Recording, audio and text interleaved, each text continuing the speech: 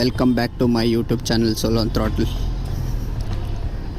ಏನಂದರೆ, so as you all know that I have recently got my Benelli TRK delivered. August 21ಗೆ ನಾನು delivery ತೊಗೊಂಡಿದ್ದು. It's been like almost 1.5 month ಆಗಿದೆ. So ಇವಾಗ ನಾನು ನನ್ನ ಬೈಕ್ ಫಸ್ಟ್ ಸರ್ವಿಸ್ ಮಾಡಿಸೋಣ ಅಂತ ಹೋಗ್ತಾ ಇದ್ದೀನಿ. ಅಪ್ರಾಕ್ಸಿಮೇಟ್ಲಿ 1000 ಕಿಲೋಮೀಟರ್ ಆರ್ 30 ಡೇಸ್ಗೆ ಸರ್ವಿಸ್ ಮಾಡಿಸ್ಬೇಕು. ಬಟ್ ಫೆಸ್ಟಿವಿಟೀಸ್ ಇತ್ತು ಲಾಸ್ಟ್ ಫ್ಯೂ ಡೇಸ್. ಆಮೇಲೆ I had weekend schedules plan all that. So I couldn't get my first service done yet. So today I had a conversation with the service manager there. So Benelli Whitefield ಸರ್ವಿಸ್ಗೆ ಸೆಂಟರ್ಗೆ ನಾನು ಹೋಗ್ತಾ ಇದ್ದೀನಿ. Approximately ಇವಾಗ 1300 kilometre ಓಡುತ್ತೆ ಅನಿಸುತ್ತೆ. ನನಗೆ ಅಲ್ಲಿ ರೀಚ್ ಆಗೋಷ್ಟರಲ್ಲಿ 1279 ಆಗಿದೆ.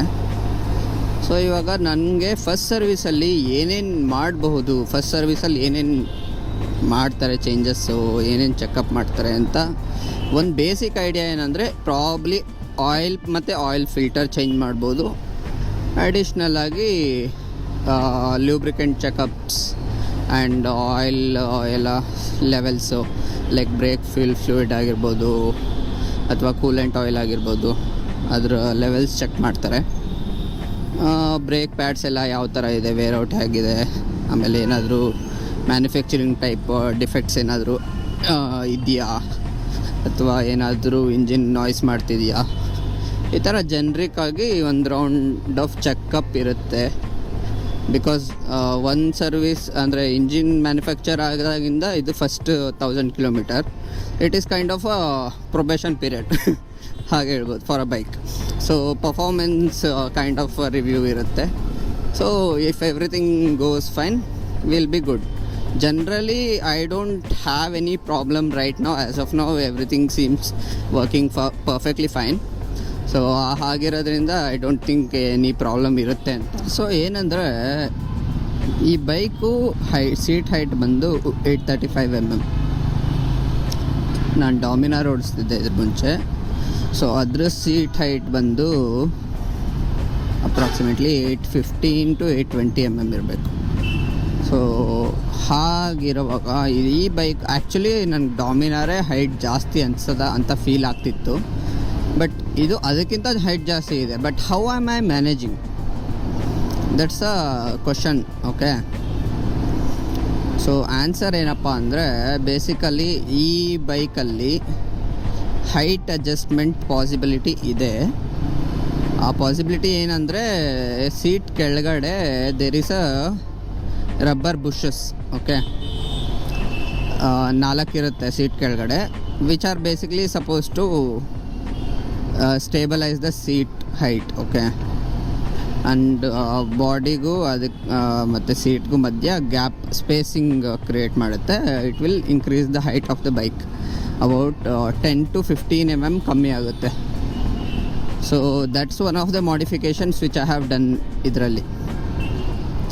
And there is a handlebars adjustment which I have not done yet.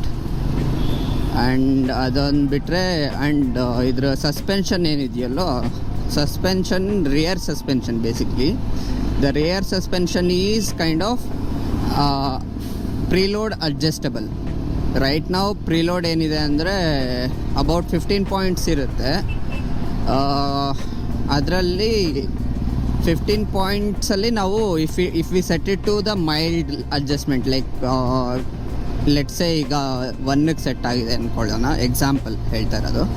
So 1ಗೆ ಸೆಟ್ ಆಗಿದರೆ I will set it to the 7 or 8 or like mid point, 15ಕ್ಕೆ ಮಿಡ್ ಪಾಯಿಂಟ್ ಅಪ್ರಾಕ್ಸಿಮೇಟ್ಲಿ 7.5. ಸೊ ಆ ಥರ ಅಡ್ಜಸ್ಟ್ ಮಾಡ್ತೀನಿ. ಆದರೆ already if it is in the 15, okay, I will bring it down to 9 or 10. So ಅದರಿಂದ ಏನಾಗುತ್ತೆ, ನಾನು ಕೂತ್ಕೊಂಡಾಗ ನನ್ನ ವೆಯ್ಟ್ಗೆ ಗಾಡಿ ಲೈಟಾಗಿ, like may be not too much, but ಲೈಟಾಗಿ ಸ್ವಲ್ಪ ಕೆಳಗಡೆ ಹೋಗಬಹುದು ಅನ್ನೋದು ನನ್ನ ಥಾಟ್. ಅದೊಂದು ಅಡ್ಜಸ್ಟ್ಮೆಂಟ್ ಪಾಸಿಬಿಲಿಟಿ ಇದೆ. ಆ್ಯಂಡ್ ಹ್ಯಾಂಡಲ್ ಬಾರ್ಗೆ ರೈಸರ್ಸ್ ಹಾಕ್ಕೊಂಡು ನನ್ನ ಕಡೆ ಟಿಲ್ಟ್ ಮಾಡ್ಕೋಬೋದು ಸ್ವಲ್ಪ. ಸೊ ಈಗ ಆಲ್ರೆಡಿ ಅಡ್ಜಸ್ಟ್ಮೆಂಟ್ ಇದೆ ಇದರಲ್ಲಿ, ಇನ್ನೊಂದು 2-3 ಪಾಯಿಂಟ್ಸ್ ಅಡ್ಜಸ್ಟ್ಮೆಂಟ್ ನಾನು ಈ ಕಡೆ ಟಿಲ್ಟ್ ಮಾಡ್ಕೋಬೋದು ನನ್ನ ಕಡೆಗೆ. ಬಟ್ ಹ್ಯಾಂಡಲ್ ಬಾರ್ ರೇಸರ್ ಹಾಕಿದ್ರೆ I will get a more space here and it will be more convenient. So these are the 3 mods which will help me handle this bike better ಅಂತ ನನಗನ್ನಿಸ್ತಿದೆ. Which I have already done. ಅದೇ seat ಕೆಳಗಡೆ ಇರೋ rubber cushionings already ತೆಗ್ದಿದ್ದೀನಿ. So it have help me like day 1ಇಂದ ನಾನು without that rubbers use ಮಾಡ್ತಾಯಿದ್ದೀನಿ ಬೈಕ್ನ. And height wise little bit difference ಇದೆ ಅನಿಸುತ್ತೆ. ಆ್ಯಂಡ್ ಈಗ ಬಾಕಿ 2 ಚೇಂಜಸ್ ಏನು ನಾನು ಪ್ಲ್ಯಾನ್ ಮಾಡ್ತಿದ್ದೀನೋ ಅದನ್ನು ಕೂಡ ಇವತ್ತು ಮಾಡಿಸ್ತೀನಿ. And there is one more option. ನೀವು ನೋಡ್ತಾ ಇರ್ಬೋದು ಇಲ್ಲಿ ಫ್ರಂಟ್ ಸಸ್ಪೆನ್ಷನ್ ಗ್ರ್ಯಾಬ್ ಇದೆಯಲ್ಲ, ಈ ನಟ್ ಬೋಲ್ಟ್ಸ್ ಇಲ್ಲಿ ನಾನು ತೋರಿಸ್ತಾ ಇದ್ದೀನಿ. ಸೊ ಆ ನಟ್ ಬೋಲ್ಟ್ಸ್ನ ಲೂಸ್ ಮಾಡಿ ಅಪ್ರಾಕ್ಸಿಮೇಟ್ಲಿ 1 to 1.5 ಸೆಂಟಿಮೀಟರ್ ನಾನು ಬೈಕ್ ಫ್ರಂಟ್ ಲೋಡ್ನ ಡೌನ್ ಮಾಡಬಹುದು. That is also one of the options I have. So first of all I will go with the other 2 main modifications which I am talking about. And after that if results ಏನೋ ಅಷ್ಟು expected ಬರಲಿಲ್ಲ ಅಂದರೆ I will go for this front suspension ಲೋಡನ್ನು ಇಲ್ಲಿ ಸ್ವಲ್ಪ spacing add ಮಾಡಿಸ್ತೀನಿ. Approximately like 1 inch down 1/2 inch down ಮಾಡಿಸ್ತೀನಿ. So that should give me more leverage to handle bike better, because this is a big bike and adventure tourer, and I hope all this modification doesn't affect its performance. Let's see how it goes. Okay, almost service center reach ಆಗ್ತಾ ಇದ್ದೀನಿ.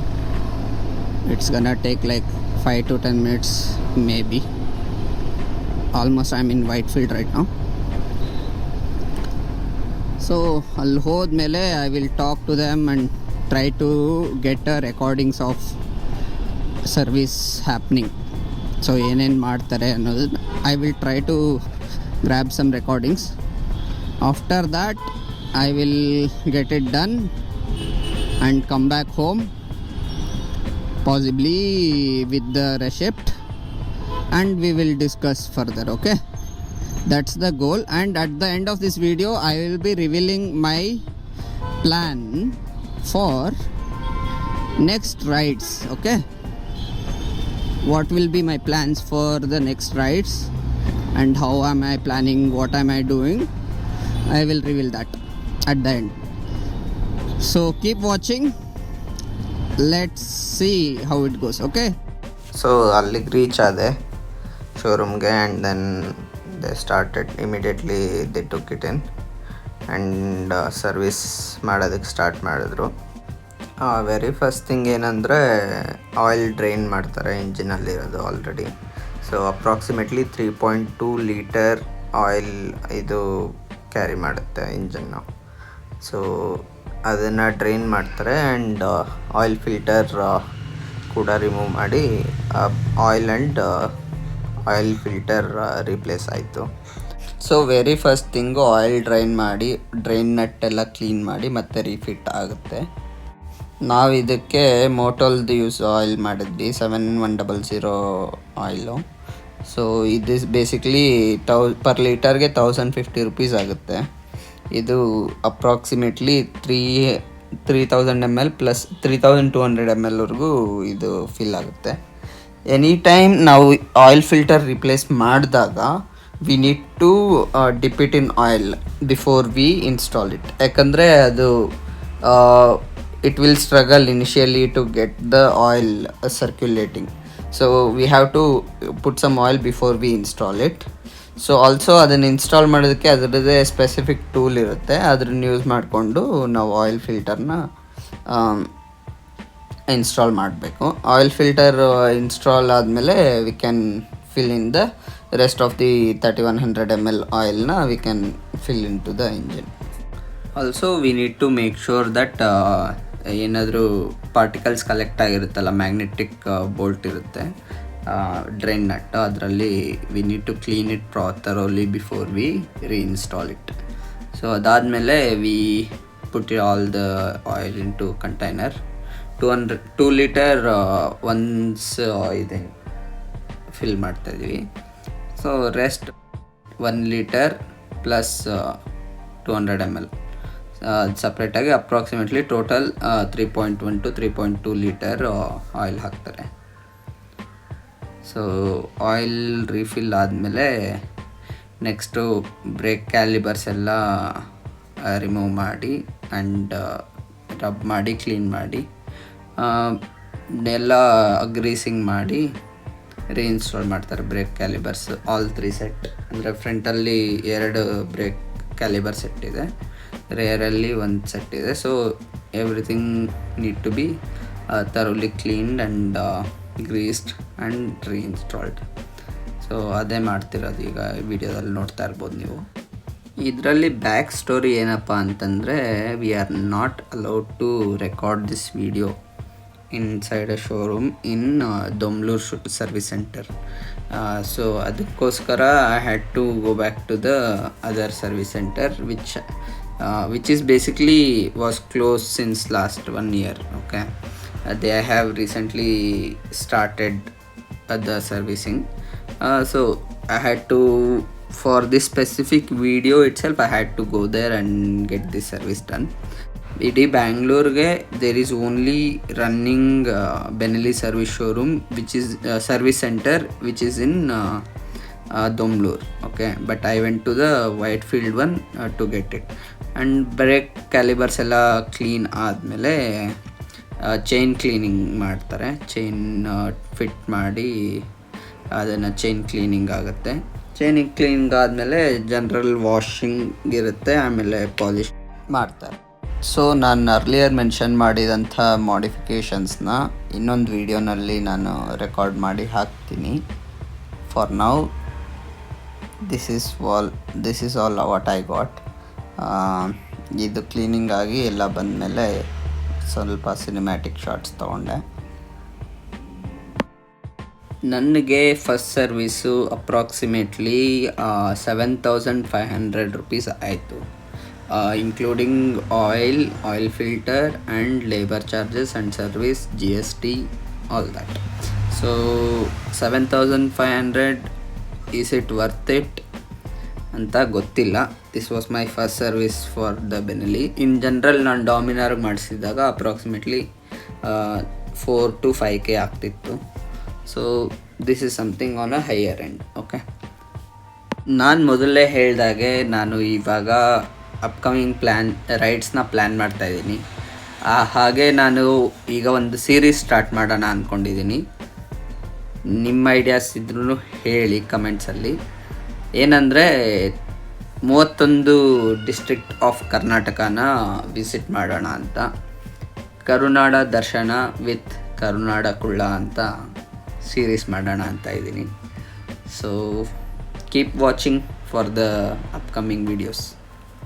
Also ride ಮಾಡೋವಾಗ ದಯವಿಟ್ಟು riding gears use ಮಾಡಿ and make sure ಸೇಫಾಗಿ ಓಡಿಸಿ. ಇದು ನನ್ನ ಐರಾವತ ಮೊದಲನೇ ಸರ್ವಿಸ್ ಬಗ್ಗೆ ಒಂದು ಚಿಕ್ಕ ವಿಡಿಯೋ ಆಗಿತ್ತು. ಸೊ ಇದೇ ಥರ ಮೋರ್ ವಿಡಿಯೋಸ್ ಬರ್ತಾನೆ ಇರುತ್ತೆ, ಶೇರ್ ಮಾಡ್ತಾನೆ ಇರ್ತೀನಿ. Keep watching solo on throttle. Follow me, support me. Thank you all. Bye. See you all in next video soon. Bye bye. Take care.